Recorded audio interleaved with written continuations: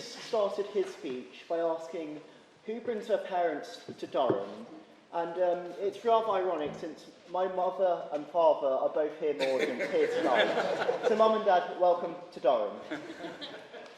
I want to start my speech by thanking Charles, not just for the opportunity for speaking tonight, but also I went campaigning in Lowestoft for his uncle Peter Aldous, and a great amount of hospitality was shown towards me on the Aldous farm.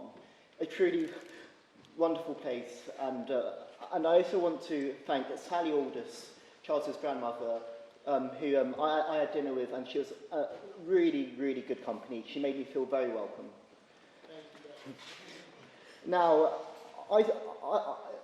it's a pleasure to stand before you tonight, but it was a little bit less of a pleasure to have been a Tory at last general election. I know that, since I canvassed and leafleted for the Tories at that last election. Charles knows all too well. We went through Lowestoft together, working 8 to 8, 12 hours. And at the door, it was difficult. I got called Tory scum. I got someone saying, Tories, oh, fuck off.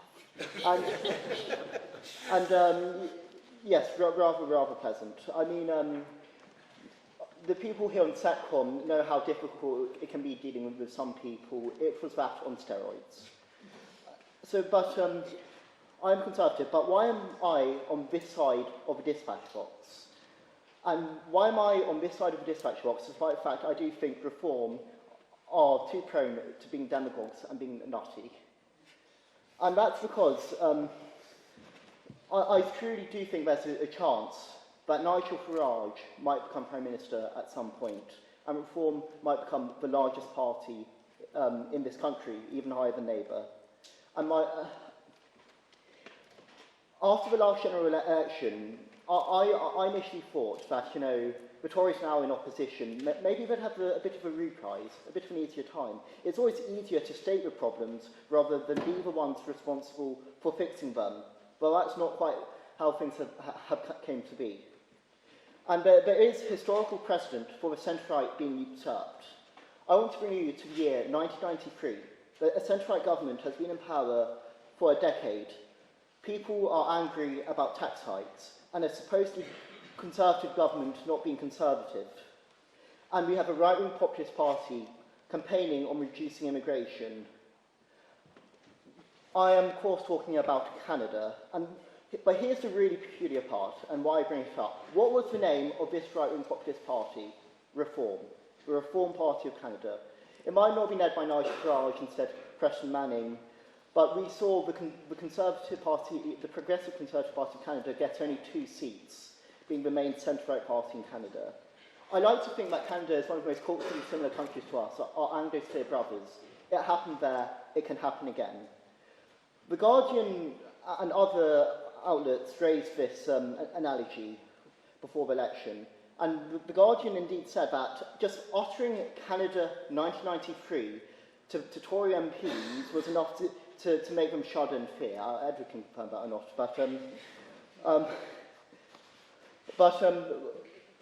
what happened in 2024 was not quite that.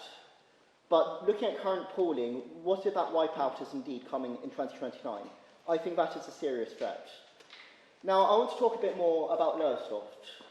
And I was recently scrolling through Twitter, poor me, and encountered a tweet from Matt Goodwin about the most likely Labour seats to flip to Reform. And number 1 on that list was Lowestoft. And now I want to introduce you to a certain character, and Charles knows what I'm about to say, called June Mummery.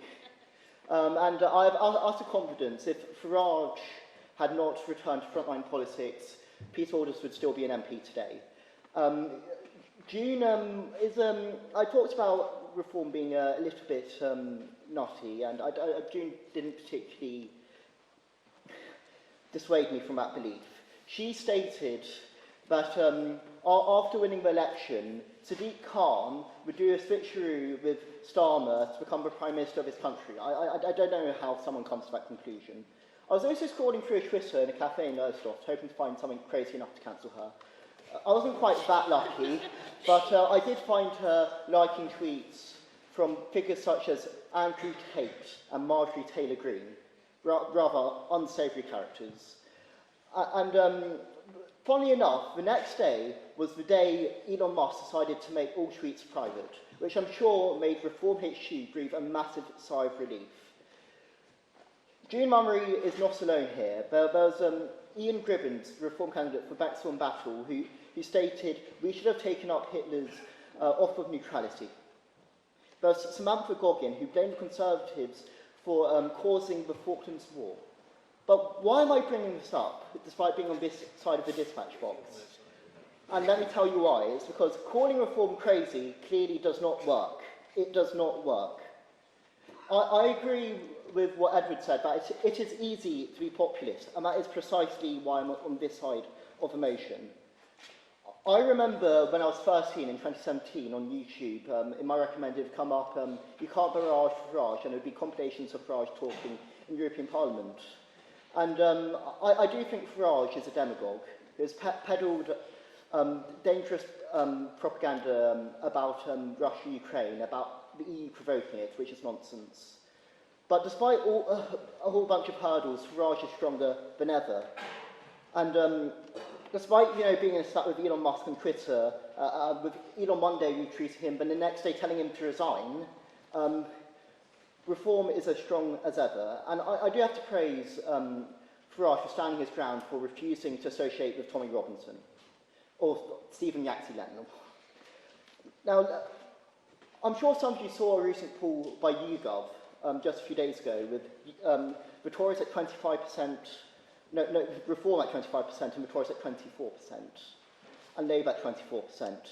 There was another poll yesterday by We Find Out which had Reform at 29%, Labour at 25%, Tories at 18%. Rather sobering. But why are people turning to Reform? Calling them crazy does not work, and I'm going to emulate Blair a little. Immigration, immigration, immigration.